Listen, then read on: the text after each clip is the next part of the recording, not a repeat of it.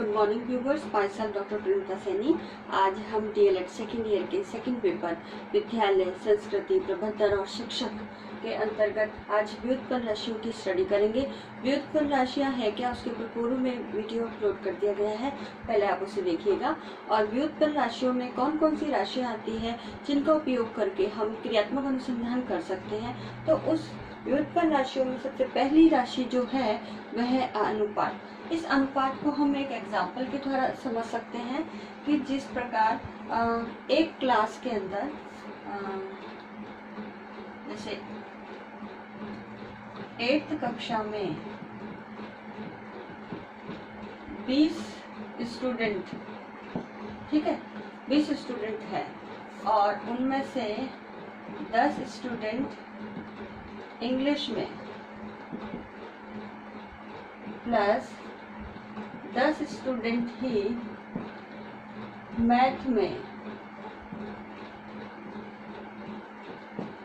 पास होते हैं, तो इसका अनुपात क्या होगा, 10:10। तो ये जो साइन है, ये चिन्ह अनुपात को दर्शाता है।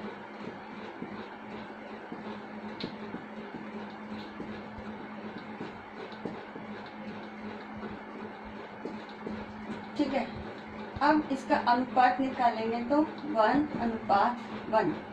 इसी प्रकार से हम एक और एग्जांपल ले सकते हैं कि जब जैसे 50 स्टूडेंट्स की हाइट,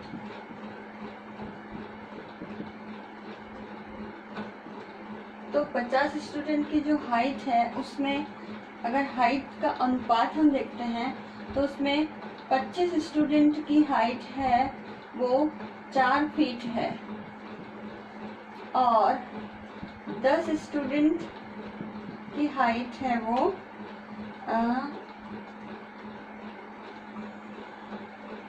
6 फीट है। तो इस प्रकार इनका अनुपात होगा बराबर 4:6 और इसे 2 से भागित करने पर 2:3 ये इनका जो है अनुपात होगा। इसे मैं फीट में लिख देती हूँ, ये फीट है और ये हो गया अनुपात। तो इस प्रकार से हम अनुपात के माध्यम से भी जो है हमारे सांख्यिकीय विश्लेषण के अंतर्गत जो हमारे डेटा है उसको व्यवस्थित करके शॉर्ट फॉर्म में ला सकते हैं। दूसरी व्युत्पन्न राशि है वो है प्रतिशत।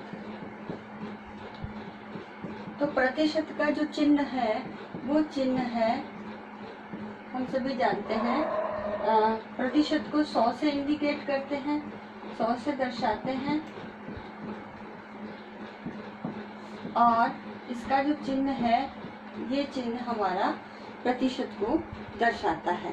अब प्रतिशत के अंतर्गत भी हम क्या करते हैं, प्रतिशत में जैसे अभी हमने प्राप्तांकों के आधार पर अनुपात देखा, तो जैसे किसी कक्षा में या हम कक्षा 6 में, ठीक है, तो कक्षा 6 में 50 स्टूडेंट है, 50 स्टूडेंट में से 20 स्टूडेंट ने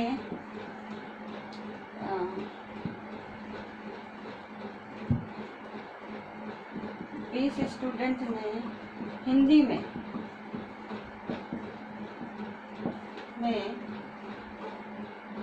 100 में से 50 अंक प्राप्त करे, है ना, 100 में से। और 30 स्टूडेंट ने इंग्लिश में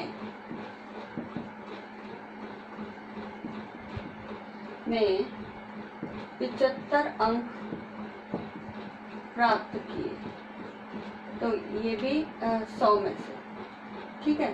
तो इस प्रकार से अगर जब हम इसका प्रतिशत निकालेंगे तो अंडरस्टूड है। प्रतिशत निकालने का जो फॉर्मूला है, इसका सूत्र यहाँ फॉलो होगा। सूत्र में प्राप्तांक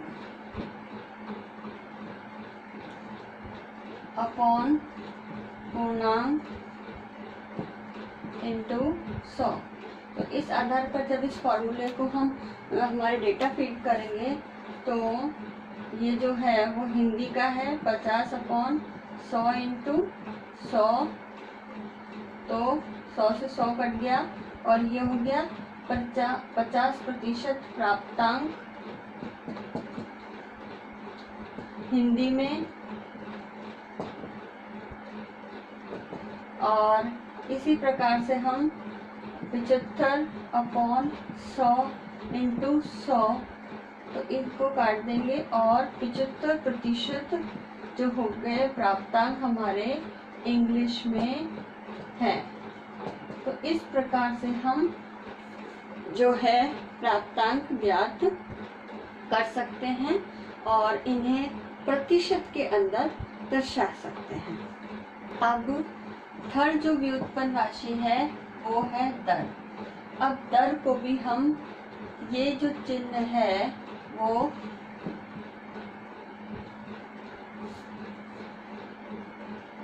चिन्ह द्वारा हम दर को दर्शाते हैं। और इसमें एक शब्द और ऐड होता है प्रति दर से। तो इस शब्दों का भी हम क्या करते हैं, इसमें प्रयोग करते हैं। प्रतिशत है, प्रतिशत में आधार संख्या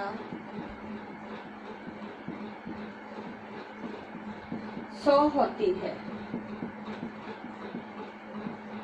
उसी प्रकार ये जो प्रतिशत है वो 1, 10, 100,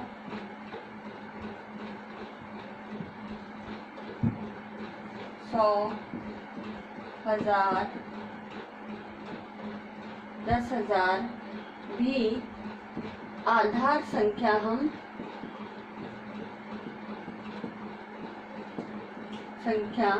मान सकते हैं, क्योंकि इसमें 100 को हम आधार संख्या मान के चलते हैं प्रतिशत के अंदर।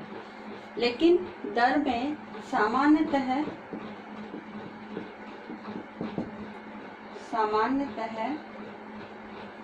जब आधार संख्या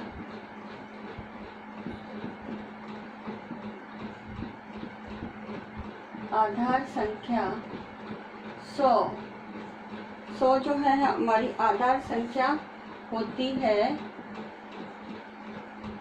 तो उसी अनुपात में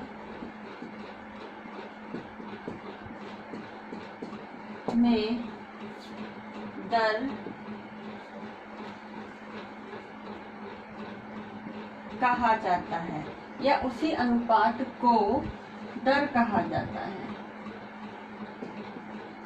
उसी अनुपात को दर कहा जाता है। यानी जब हमारी आधार संख्या जो है वो 100 हो तो उसी अनुपात को दर कहा जाता है।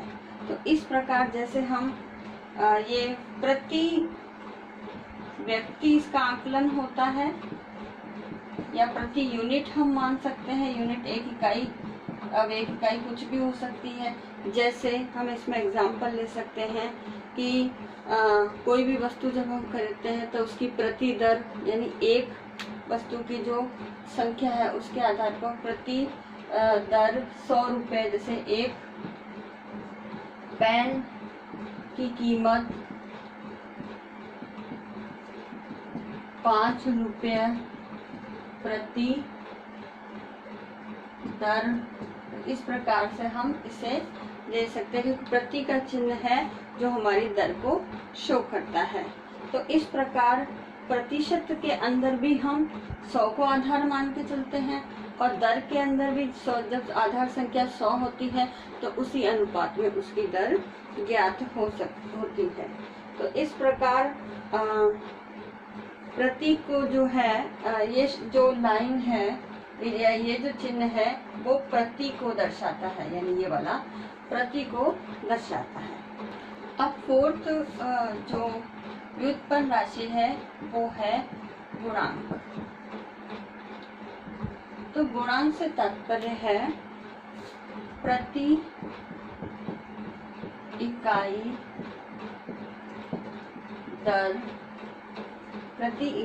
दर को गुणांक कहते हैं। तो प्रति इकाई जो हमारी दर है उसे हम गुणांक कह सकते हैं। जैसे अगर इसमें एग्जाम्पल लेते हैं तो 1000 व्यक्तियों में मृत्यु दर 15 है। ये हमारा एग्जाम्पल है, यानी मृत्यु दर जो है प्रति 15 है। इसमें एक शब्द और ऐड कर लेते हैं, प्रति 15 है। तो यानी जब हम इसे गुणांक में जो परिवर्तित करेंगे तो इसका गुणांक होगा भाग लगाने पर 0.015।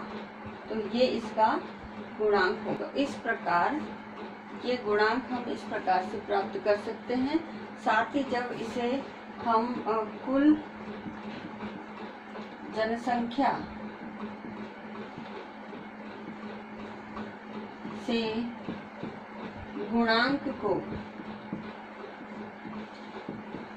गुणा करते हैं तो हमें जो है वास्तविक संख्या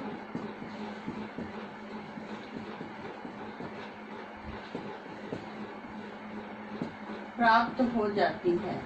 तो इस प्रकार से हम गुणांक का भी प्रयोग हम हमारी व्युत्पन्न राशियों में करके हम हमारे अनुसंधान के अंतर्गत सांख्यिकीय विश्लेषण में जो है इसका प्रयोग कर सकते हैं। अब आज का असाइनमेंट इस प्रकार से है।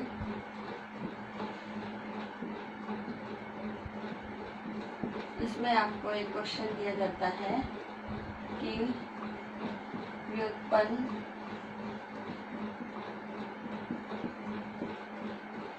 राशियों में अनुपात, प्रतिशत, दर एवं गुणांक को उदाहरण द्वारा स्पष्ट कीजिए। आपको इसका आंसर में एग्जाम्पल देते हुए आपको इनको स्पष्ट करना है। साथ ही इस कोरोना महामारी के दौर में आप अपने घर में रहिए, सुरक्षित रहिए। राज्य सरकार द्वारा समय समय पर जारी गाइडलाइन का पालन कीजिए और अन्य लोगों को भी कोरोना वायरस के से अवेयर करके उन्हें जागरूक सेफ से रहने के लिए सलाह दीजिए, निर्देश दीजिए। और मैं इसके लिए अपने सोशल मीडिया ग्रुप में आप ज़्यादा से ज़्यादा कोरोना वायरस के बचाव हेतु उपायों के पोस्टर, वीडियो क्लिपिंग आदि इमेजेस बना करके आप लोगों को शेयर भी कर सकते हैं। आई होप ये वीडियो आपके लिए यूजफुल होगा। So thank you.